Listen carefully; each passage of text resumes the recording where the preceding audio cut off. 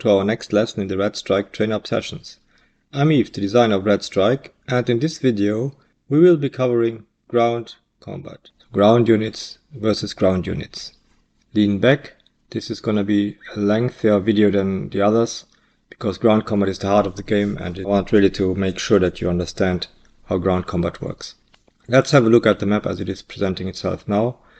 In this example, the Soviets are attacking with the 79th Tank Division and the 57th Guards Motorized Rifle Division, and they have Mi-24 Hinds that are accompanying them, giving support to CAS. On the US side, we have the headquarters of the 3rd Armored Division, giving support to its 1st Tank Brigade, which is also having some CAS by Cobra's AH-1F Cobra helicopters. Oh yes, and the Soviets have this headquarters of the 8th Guards Army, giving artillery support to their units. This headquarters can also give artillery support. We will see that later. So, these units are going to move adjacent to the US unit.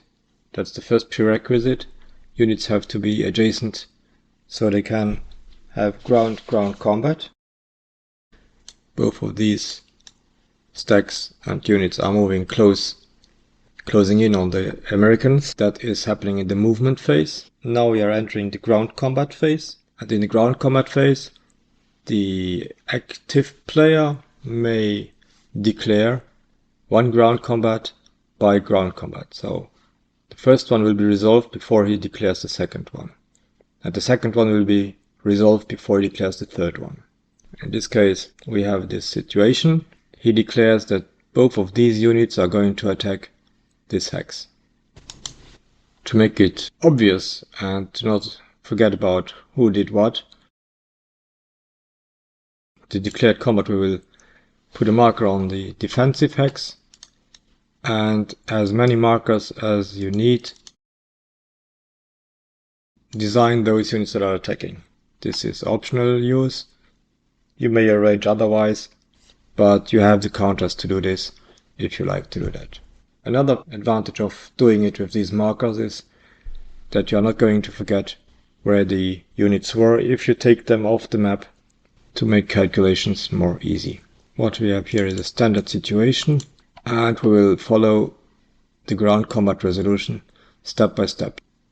There is this ground combat table that will walk you through the combat resolution step by step. There are 10 steps.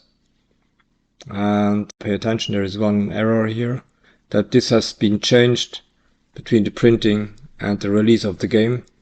Now this should also mention CS by 0.5. So attacker out of supply may attack, but they have their combat strength halved. So the first thing we do is we check the state of supply. We do not check supply now, we just check if they were or if they were not in supply during the supply phase. So it's not a new check, but based on the check that has been done in the supply phase, we consider a unit out of supply or in supply. As it is marked, if out of supply, any units that are out of supply have their combat strength halved. Now, the defender decides if he wants to try a tactical withdrawal. A tactical withdrawal is not automatically successful. He has to roll a die, and based on that die roll and based on the different unit types involved, it may or it may not work out. So for example, NATO player would like to make a withdrawal. Let's check the tactical withdrawal table. The attacker is armor. It has armor. And the defender is also armor. So attacker and defender armor. On a roll of 1 to 5, he would successfully retreat, but he is not going to make a tactical withdrawal. He will stand. Third step is the choice of combat formations. Combat formations will be explained in detail in another video. Here it suffices to know that both players secretly decide the combat formation of the involved units per stack, supply point cost per unit, not per stack but per unit, Hasty formations cost 2 supply points per unit and deliberate 4 supply points. Here you see the advantage of the different combat formations: hasty defense, deliberate defense, hasty attack, deliberate attack. Hasty defense gives 1 column shift to the left, deliberate defense gives 2 column shifts. Hasty attack, combat strength is multiplied by 2, deliberate attack by 3. The fact that the attacking unit would be out of supply, you cannot enter any of these combat formations. So they do this for each stack they have in the combat, and they do this on a secret base. So there are markers provided. In Vassal you may mask them to choose your formation.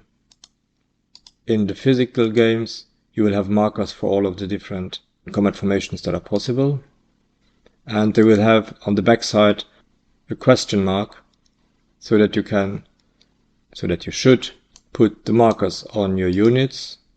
Now, as the attacking force is already overwhelmingly stronger than the defender, the attacker chooses to have the 79th Tank Division in advanced contact formation. There will be no modifier to its combat strength, but it will also cost 0 supply points. And the Motorized Rifle Division will be in hasty assault, so it will be doubled to 25, it will become 50 combat strength points, and that will cost the Soviet player 2 supply points. As already said, the defender is going no retreat in deliberate defense combat formation, sorry. So now terrain is clear, so there is no modifier for that one. And then the initial combat ratio. We have 29 plus 50, 79. We have here 10. 79 divided by 10 is 7.9. In this game, everything from 0.5 on, it's rounded up, so 7.9 becomes an 8. So the initial combat ratio is 8:1. This means that the attacker would get a direct modifier of +7 on this table. But it's not finished. First of all, we have the deliberate defense combat formation of the defender shifts this 2 columns to the left, so we are at 6:1. And now both sides may launch CAS missions, which they will do now, and which may also give advantages to each side. So CAS missions are fairly easy. Air units like these helicopters that are on a forward operating base, in this case the 1st Tank Brigade, they can give CAS, close air support, free to that unit. Same is for the Mi-24s here with the Soviets. Free means it does not count sorties or supply points. If they would be called in from another airbase or from another hex, then it would cost supply points and they would be limited to 1 sortie for the game turn. But as they are attached to this unit, they are much more valuable. So how does it work? In this case, the defending player chooses the target of his close air support. Whichever he chooses, the result will be applied to all of them, to the whole attack. So in this case, we will choose to fly here. And the unit is undetected when it takes off. And when it enters this hex, it might be detected by the Soviet Union. Let's have a look if it is detected. A roll of 10 is surely a miss. So the helicopters get to bombard the Soviet Union. 9 is unfortunately higher than 5, so the CAS was not successful. Now it is detected automatically because it has used its ordnance. The Soviet unit has not the aircraft strength of 3, so we have to roll 3 or less. It's an 8. Because it has been attacked directly, there is a -1 DRM for Warsaw Pact units. So the 8 becomes a 7, it's still higher than 3. So the anti-aircraft fire is ineffective. As was the bombardment run of the Cobras. They may do this only once, so they return back to their hex where they came from, to the forward operating base. The defensive close air support mission was unsuccessful. Soviets tried the same. Well, no, they tried to make it better. They're undetected. They fly into the target hex of the defender. the defender gets a try to detect it. 5 could be, let's check it. So we have the data range summaries, ground units, it's another unit. A detection roll of 7 or less is detecting the air unit. But detection of helicopter units has a +2 on the DRM, a +2 on the die roll. We rolled 5, +2 is 7, so it's still good. We detected the incoming helicopters. That means that we can shoot at them without penalty. So they are now detected. We have an anti-aircraft of 1. 4. US units have a DRM if they are directly attacked by -2, so the 4 becomes a 2, still higher than 1, so the anti-aircraft fire is ineffective. The Mi-24 Hinds may now make their bombardment run. They have a bombardment rating of 5. 2 is less than 5, so it's successful. So the offensive, the attackers' close air support mission was successful. Going back to our step-by-step table. So the CAS was unsuccessful for the defender, so it doesn't get a benefit for it. But the CAS for the attacker was successful, so you'll get another +3 die roll modifier. We were on the 8-1. We have lost 2 columns because of the deliberate defense, but we are at +5 for the moment, and the +3 is a +8. But we also should check if there are battle-hardened units on either side. There are none, so no effect for this. But then comes the artillery support. Artillery support comes in the form of artillery units stacked with the defender or the attacker, or headquarters that give artillery support. Let's have a look. The headquarter of the 3rd Armored Division, of whom the 1st Tank Brigade is a subordinate, is in command range. Command range is the white 2 in the grey box, so it's command range. The headquarter has an artillery NATO unit symbol, perfectly fine to give artillery support. It's in command range, it may do that, so the defender gets artillery support.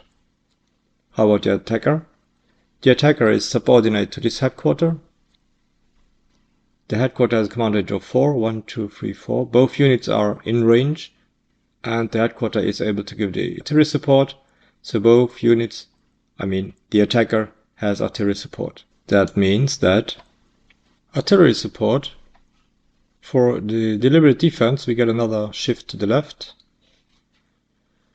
We started at 8-1, got this shift of 2 columns. Now we will get another shift because of the artillery support, so we will be at 5-1. For the attacker, we have to look at who is the least performant combat formation. That's the advance to contact. So we will get a +1 on the DRM. So we were here, there, +4, +3 for the closed air support that was successful. So we are at +7, +1 for the artillery support. So we roll a +8 on this, 1d10. We roll 1d10 and it's a 3.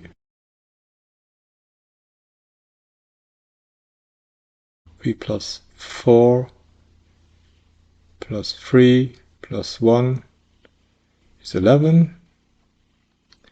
Now we check on this combat results table, 11. The attacker takes 1 hit, the defender takes 2 hits and the retreat. But as we said, the deliberate defense combat formation does not allow for retreat, but the retreat is exchanged into a hit, so the defender takes 3 hits and the attacker 1 hit. The first hit on the defender, the first hit is always a flip in ground-ground combat. And now we take another 2 hits. The first and the second. So he has taken 3 hits now. Each hit reduces its combat ratings by 1. So 5 minus 2 is 3. There's a combat strength left of 3. The Soviets also take 1 hit, and the 1 hit will be applied to this one. It will flip the unit. The Warsaw Pact units have inflicted more hits on the NATO than the other way around. So all of these units get a battle-hardened status.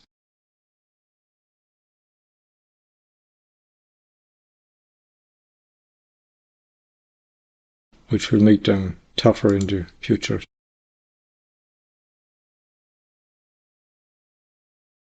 And that is the end of this combat. While these markers are optional, these markers are mandatory.